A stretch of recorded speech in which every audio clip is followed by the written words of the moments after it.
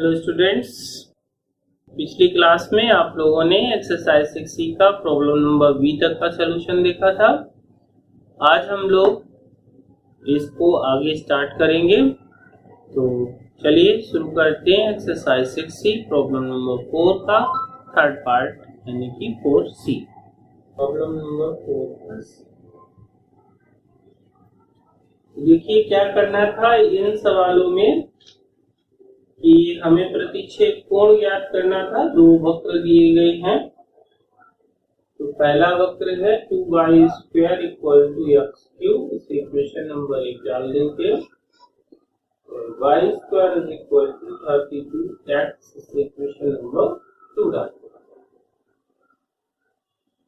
मैंने पिछली क्लास में आपको बताया था जब भी हमें प्रतिच्छेदन कोण निकालना होगा तो सबसे पहला काम क्या करना है कि दोनों समीकरणों को हल करके प्रतिच्छेद बिंदु ज्ञात करने होंगे।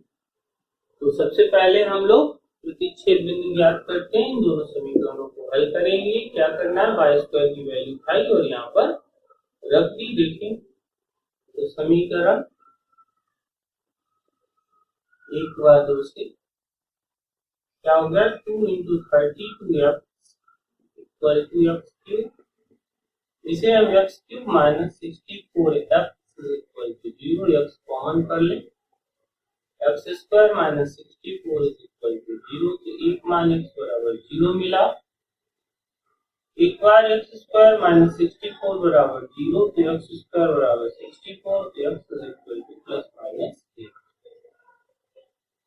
तो कुल मिलाकर के हमें x के 3 मान प्राप्त हो गए हैं। एक 0 है और एक ±8 है। इसको हम यहाँ पर रखें समीकरण 2 से। जब x बराबर कितना है 0 यहाँ पर रखेंगे। therefore y² = 0 then y = 3। ठीक है ना। तो अतः प्रतिच्छेद बिंदु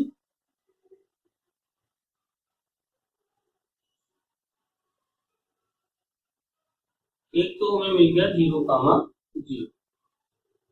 अब दूसरा प्रतिच्छेद बिंदु इसके लिए निकालेंगे तो फिर लिखते हैं समीकरण 2 से। जब x बराबर 8। अब एक चीज आप देखिए यहाँ पर हम x का एक ही मान लेंगे +8, -8 नहीं लेंगे। क्यों -8 नहीं लेंगे? अगर हमने यहाँ पे -8 रखा तो ये वैल्यू निगेटिव हो जाएगी और निगेटिव हो जाएगी और जब y की वैल्यू निकालेंगे तो अंडर रूट में माइनस हमें मिलेगा और वो मूल कैसा हो जाएगा, अधिकल्पित हो जाएगा, यानी y का मान हमारा इमेजिनरी हो जाएगा। तो इसलिए हम यहाँ पर सिर्फ एक ही मान का प्रयोग करेंगे और वो कौन सा रहेगा, प्लस। तो लिखते हैं y² = 32 × 8 y =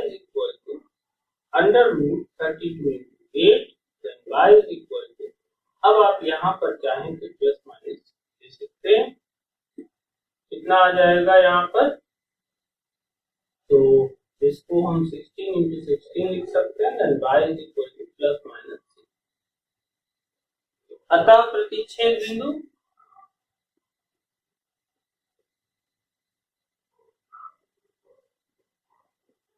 कौन कौन से निकल आए, 8, 16 और 8, -। तो कुल मिलाकर के हमारे पास में यहाँ पर 3 प्रतिच्छेद बिंदु हैं, एक 0, 0, एक 8, 16 और एक 8, -16। एक एक करके सबके ऊपर निकालेंगे। तो प्रॉब्लम स्टार्ट करते हैं। सबसे पहले समीकरण 1 को डिफरेंशिएट करेंगे। तो समीकरण 1 का x के सापेक्ष अवकलन करने इसका करते हैं, कितना आ जाएगा, 4y dy/dx = 3x²। dy/dx = 3x²/4y। ये तो समीकरण 1 के लिए आ गया। अब समीकरण 2 के लिए भी इसी तरीके से निकाल लें। समीकरण 2 का x के सापेक्ष अवकलन करने तो यहाँ कितना आ जाएगा 2y dy over dx is equal to 32 into 1 2 ये 16 जा dy over dx is equal to 16 upon 1। अब हमें दोनों डेरिवेटिव मिल चुके हैं। अब एक एक पॉइंट के लिए इसको हल करना शुरू करेंगे। तो देखिए क्या करना है।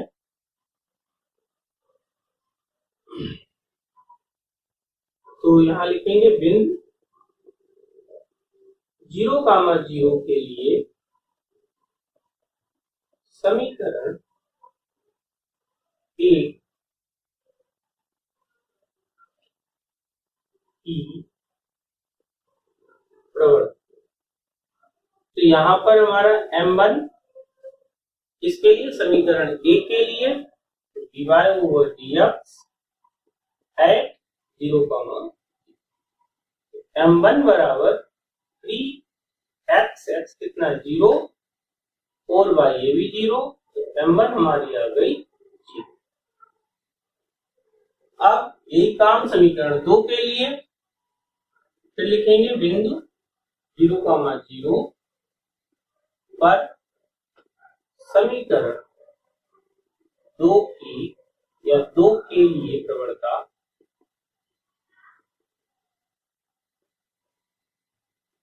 तो M2 बराबर अब इसमें लाना है तो dy over dx पहले लिख के दिखा देंगे एट 0 0 M2 बराबर 16 अपॉन 0 M2 हमारा कितना आ गया इनपुट। अब हम सीधे कोण पर चलें।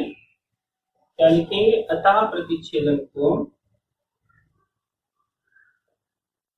छेदन कोण इस बिंदु के लिए बिंदु 0,0 के बिंदु 0,0 पर।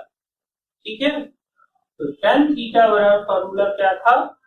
अब जो बड़ा है उससे छोटा जाना है तो यहां पर क्या करेंगे M2 minus M1 upon 1 plus M1 M। तो tan थीटा बराबर infinite minus 0 upon 1 plus infinite into 0। इसको हम लोग सॉल्व कर लें। क्या हो जाएगा tan theta is equal to infinite upon 1 minus 0 यानी कि tan theta is equal to infinite और ये वैल्यू हो गई tan पाई बाई 2। तो थीटा बराबर पाई बाई। तो हमारा बिंदु 0,0 पर कितना निकल आया 90 अंश। ठीक है, अब दूसरे बिंदु को ले लेते हैं। अब दूसरे बिंदु के लिए सॉल्व करना शुरू करें इसको। तो देखते हैं। अच्छा, आप फिर लिखेंगे बिंदु 8,16 पर समीकरण एक के लिए प्रवणता। तो एक के लिए M1 बराबर dy over dx at point 8,16। तो M1 हमारा यहाँ पर dy over dx कितना था तो 3x स्क्वायर यानी 3 8 का होल स्क्वायर अपॉन 4 y कितना था 6। M1 is equal to 3 into 8 into 8 upon 4 into 16 8 दूनी 16 2 4 8। M1 बराबर कितना हो गया 3। M1 हमें मिल गया। इसी तरीके से अब हमें दूसरे समीकरण में यानी जो हमारा दूसरा वक्र था उसके लिए चाहिए। तो लिखेंगे बिंदु 8,16 पर समीकरण 2 के लिए प्रवणता। तो M2 बराबर dy over dx at 8,16। M2 बराबर 16 अपॉन कितना था हमारा y। तो y कितना है 16 16 16 कैंसिल। तो दोनों प्रवणताएं मिल गई। अब हमें क्या करना है यहाँ पर हम लिख लें अतः प्रतिच्छेदन कोण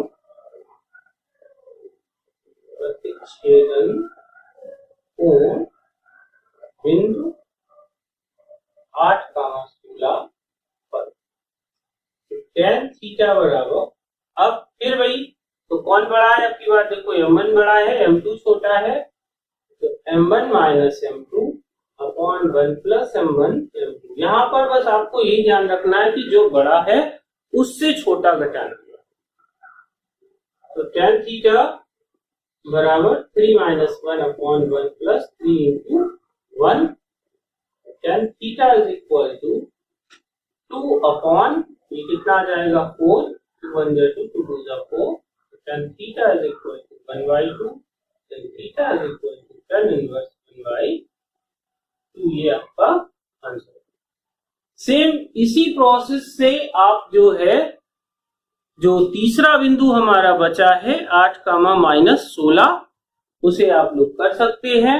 बस आपको क्या करना है, यहाँ पे माइनस कर लेना है। तो जब यहाँ पर आप माइनस करेंगे तो ये निगेटिव निकल आएगा आपका, और ये भी निगेटिव निकल आएगा, और यहाँ पर उठा करके आपको रखना है, आपको वैल्यू मिल जाएगी। तो अगर करना चाहें तो मैं आपको देखिए इसी में करके, या इसको करके भी देख सकते हैं। मिनट हो गए ना, तो देखते हैं फिर अब किस पे निकालने को रह गया हमारा बिंदु 8,-16 पर। फिर समीकरण 1 के लिए, ठीक है, प्रवणता, तो m1 बराबर dy/dx, उसी तरीके से बिल्कुल 8,-16, m1 बराबर, यहाँ कितना हो जाएगा 3 इंटू 8 स्क्वायर अपॉन 4 इंटू 16, यहाँ पे -16 होगा। इसको सॉल्व करें तो 3 इंटू 8 अपॉन 4 इंटू -16, 8 248। m1 की वैल्यू हमारी क्या आ गई,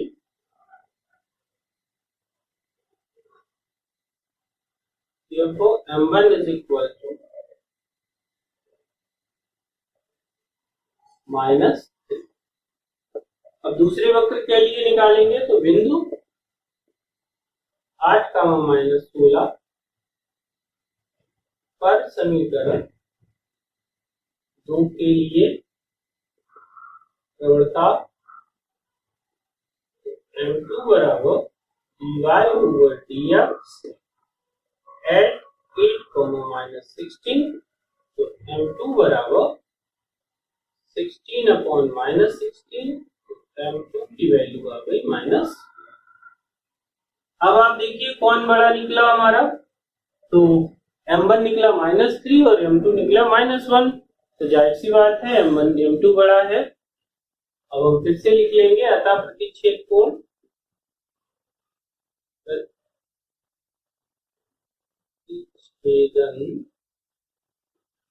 कोण बिंदु 8,-16 tan थीटा बराबर, अब की बार m2 minus m1 upon 1 plus m1 m2।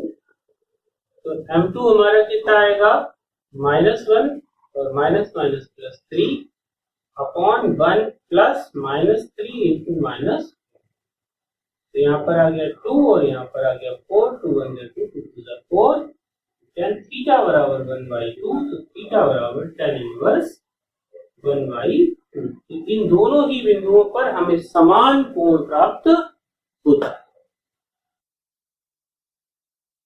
देखते हैं फोर्थ का डी पार्ट क्या दिया हुआ है, y is equal to x square equation number 1 and y is equal to x cube equation number 2। तो क्या करेंगे, सबसे पहले इनको हल करेंगे। तो समीकरण 1 व 2 से एक वैल्यू उठाएंगे, दूसरे में रख देंगे, x cube equal to x square, x cube minus x square is equal to 0, x square common, x minus 1 is equal to 0। तो एक वैल्यू 0 आएगी और एक वैल्यू 1 आएगी, ठीक है। इन दोनों मानों को किसी भी एक समीकरण में रख लें और y की वैल्यू ज्ञात कर लें, ठीक है ना।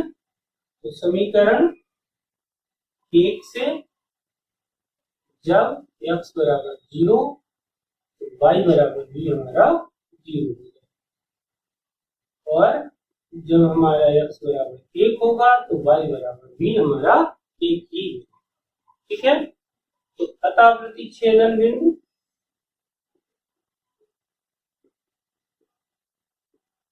कौन कौन से मिले हमें? तो दो बिंदु मिले, एक तो 0,0 मिला और एक हमें 1,1 मिला, यानी दो बिंदुओं पर भी हमें इसमें कोण ज्ञात करना होगा। तो चलिए शुरू करते हैं। क्या लिखेंगे? समीकरण 1 का x के सापेक्ष अवकलन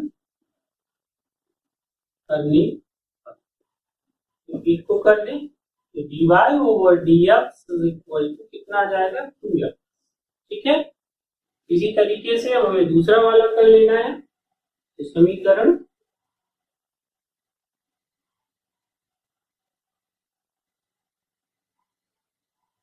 2 का x के सापेक्ष अवकलन करने पर, तो इसका करेंगे तो क्या मिलेगा? dy/dx और 3x²। दोनों हमें डिफरेंशिएशन मिल चुके हैं। अब एक एक बिंदु पर आगे का काम शुरू करें। तो क्या लिखेंगे? बिंदु 0,0 पर, ठीक है, समीकरण 1 प्रवणता तो क्या हो जाएगी?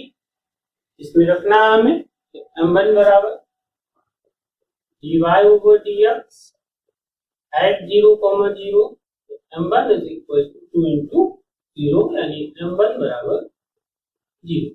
ठीक है, दूसरे बिंदु 0,0 पर दूसरे समीकरण के लिए है ना, प्रवणता बहुत ही सरल है। m2 उसी तरीके से इसमें तो dy/dx at 0,0 m2 is equal to 3 into 0², यानी m2 is equal to 0। ठीक है ना, तो दोनों प्रवणताएं हमें शून्य मिली, कोई बात नहीं है, फॉर्मूला लगाते हैं।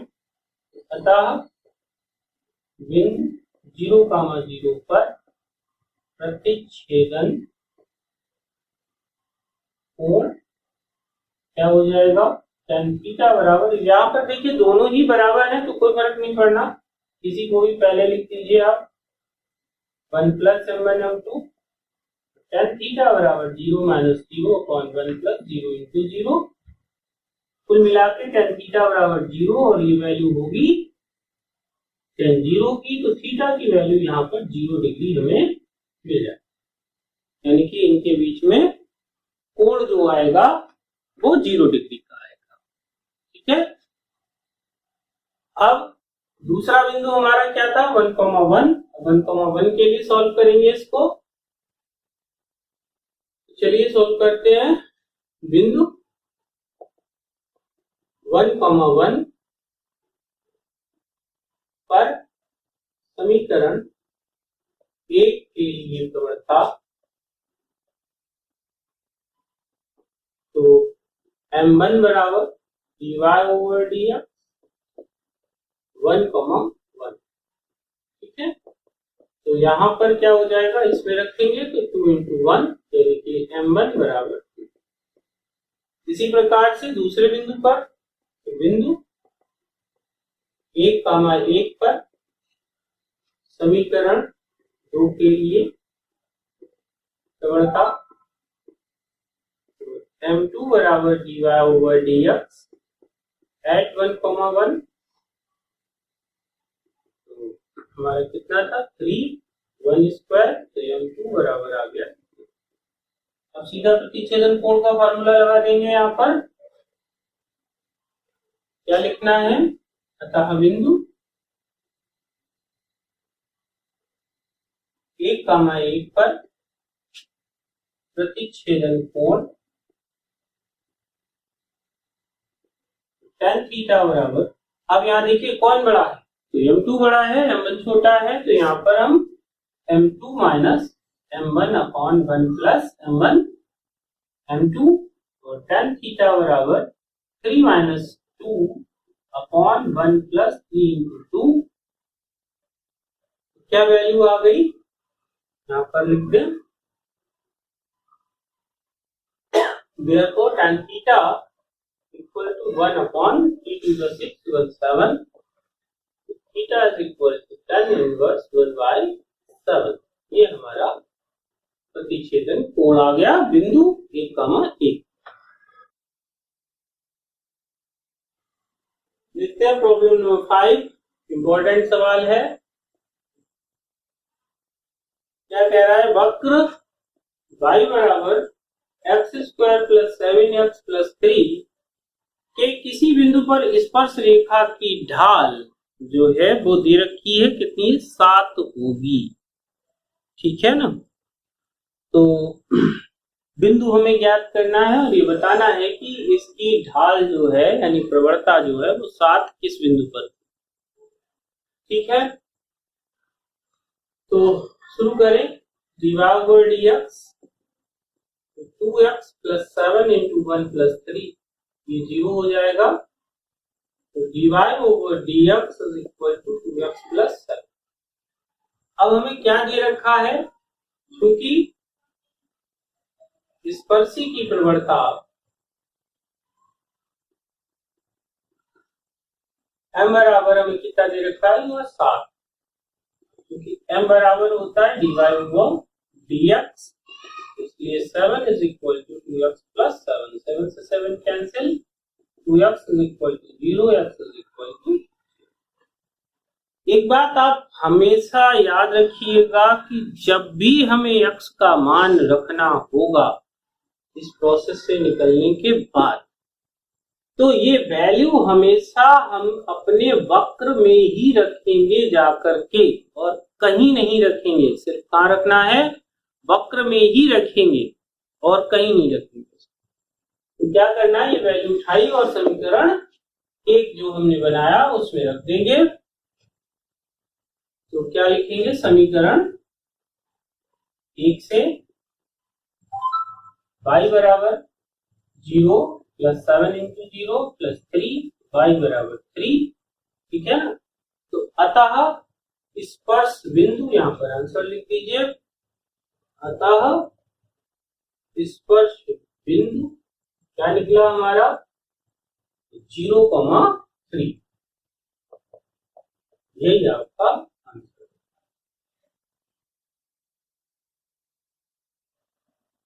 देखते हैं प्रॉब्लम नंबर 6 क्या कह रहा है। प्रतिबंध ज्ञात कीजिए कि वक्र x² upon a² plus y² upon b² is equal to 1। समीकरण नंबर 1 बना लेते हैं। x² upon a' plus y² upon b' equal to 1।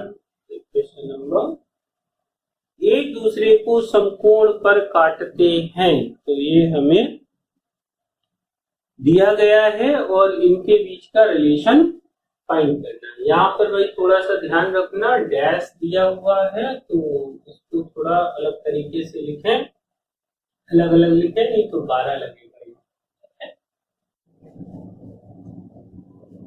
तो क्या करते हैं, इन दोनों समीकरणों को पहले हल कर लेंगे, प्रतिच्छेदन याद करना है हमें। तो कैसे हल किया जाए, तो समीकरण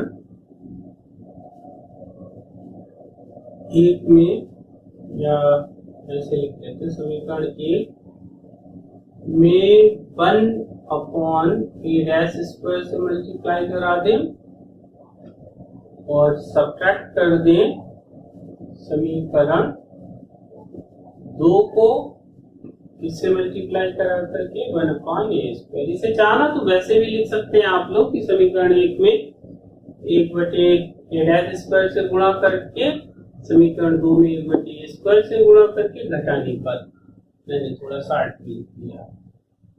तो करते हैं इसको, यहाँ क्या हो जाएगा, x² upon a² plus y² upon a' b² equal to 1 upon a'।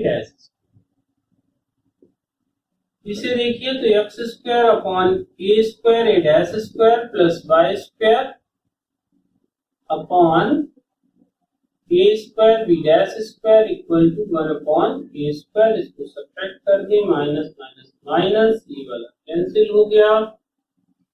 यहां से वाई स्क्वायर कॉमन हो जाएगा, 1 अपॉन ए dash square B square minus 1 upon ए स्क्वायर बी डैश स्क्वायर और वाई स्क्वायर कॉमन हो गया। यहाँ पर क्या आया, 1 upon A dash square minus 1 upon A. क्या करना है, एलसीएम ले लें। A square B dash square minus A dash square B square upon A square A dash square B square B dash square Y square is equal to a square minus A dash square upon A square A dash square. ये दोनों term हमारे cancel हो गए। Therefore, y square is equal to b square b dash square a square minus a dash square upon a square b dash square minus a dash square b। ये हमें y square की value यहाँ पर मिली, ठीक है ना। तो y का मान हम यहाँ से लिख लें। Therefore, y is equal to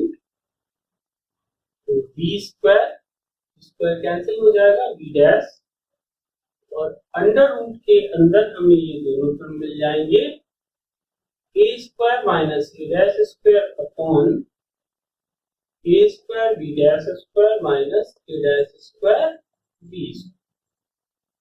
ये वैल्यू हमें y की मिली, ठीक है ना।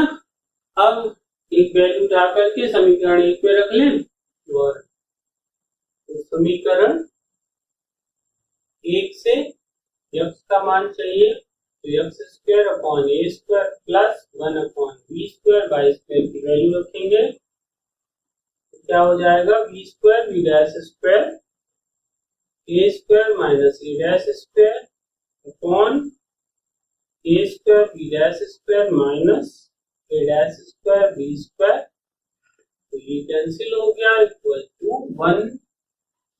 अब इस टर्म को दूसरी तरफ ले जाएं तो x square upon A square is equal to 1 minus b dash square a square minus A dash square upon A square B dash square minus A dash square B square.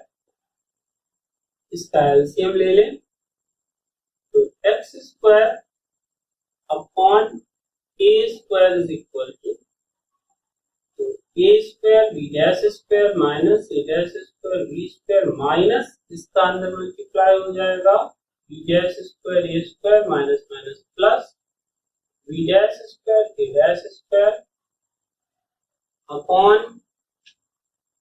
A square B dash square minus A dash square B square. देखिए कुछ cut रहा होगा तो ये term हमारी cancel हो रही है और यहाँ से हमें ए डैश स्क्वायर कॉमन मिल रहा है। ये वाला ऊपर भेज दिया, अंदर से ए डैश स्क्वायर कॉमन निकाल लिया तो b dash square minus b square upon ए square B dash square minus ए डैश स्क्वायर, ठीक है ना। अब x की वैल्यू हमें यहां से क्या मिल गई, a dash under root b dash square minus b square upon A square B dash square minus A dash square b. ये हमारा x। तो कुल मिलाकर के हमें दोनों प्रतिच्छेद बिंदु यानी x और y के मान मिल चुके हैं। अब हम यहां से सवाल को शुरू करेंगे। सबसे पहले डिफरेंशिएट करना है तो समीकरण 1 को डिफरेंशिएट करा लिया जाए तो क्या लिखेंगे, अब समीकरण 1 का x के सापेक्ष अवकलन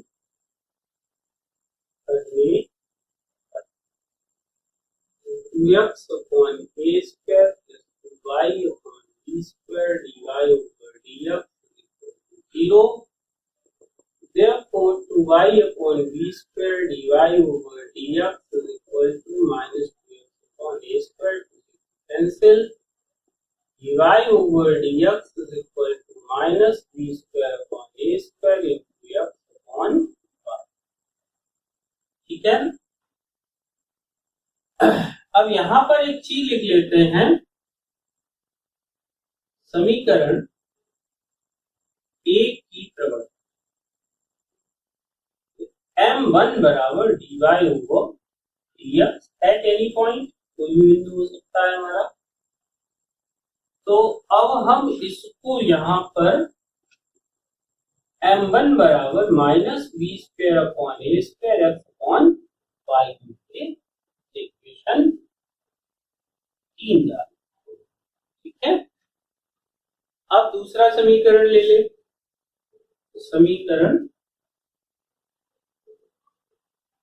2 का x के सापेक्ष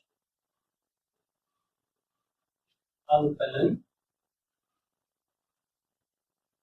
करने पर तो क्या आ जाएगा, 2x upon a dash square plus 2y upon b dash square dy over dx is equal to 0। 2y upon b dash square dy over dx is equal to minus 2x upon a dash square. तो cancel. तो अब हम इसको इधर मिटा लें।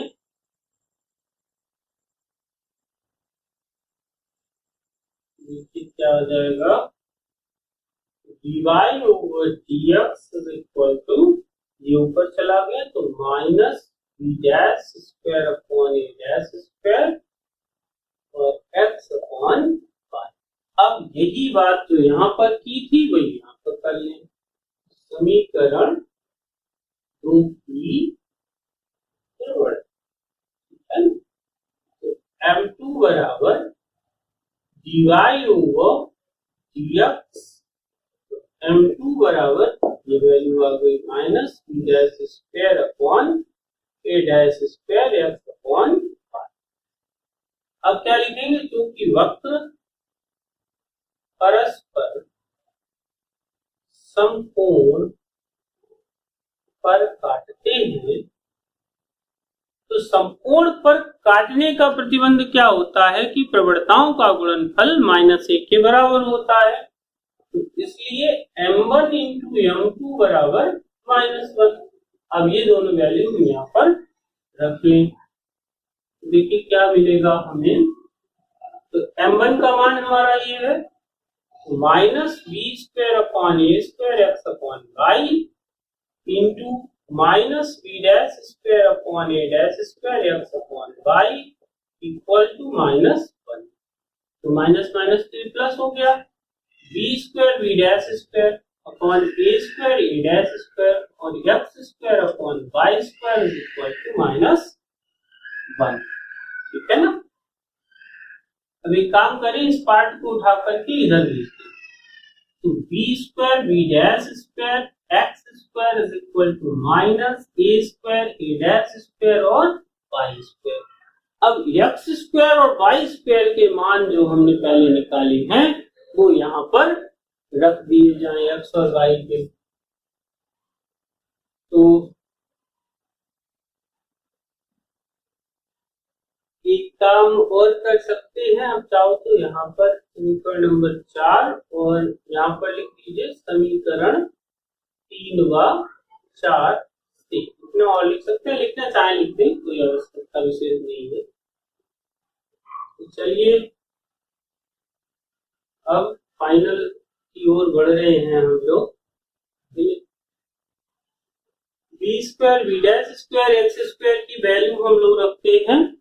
तो क्या थी हमारी, a square A dash square और रूट में था ना, तो b dash square minus b square upon ए square B dash square minus ए डैश स्क्वायर बी स्क्वायर। ठीक है ना। अब y की वैल्यू रख लेते हैं, तो minus a square A dash square भी मिटा,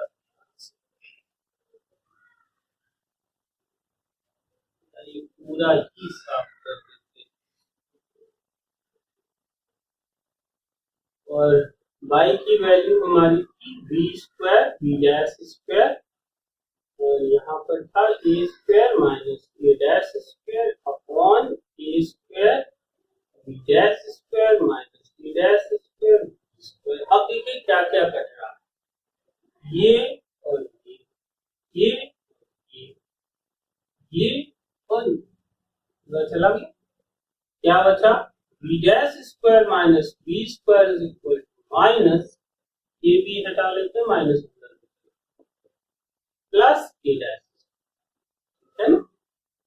तो इसको इधर भेज दिया जाए और इसको इधर भेज दिया जाए। A square minus b square is equal to a dash square minus b dash square, यही हमारा प्रतिबंध।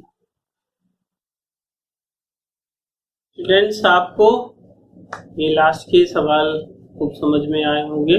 लास्ट के दोनों, पांचवा और छठा, बहुत इंपॉर्टेंट सवाल है, जिसमें छठा तो बहुत ही ज्यादा इंपॉर्टेंट है, लगभग हर दूसरे तीसरे वर्ष बोर्ड में पूछा जाता है।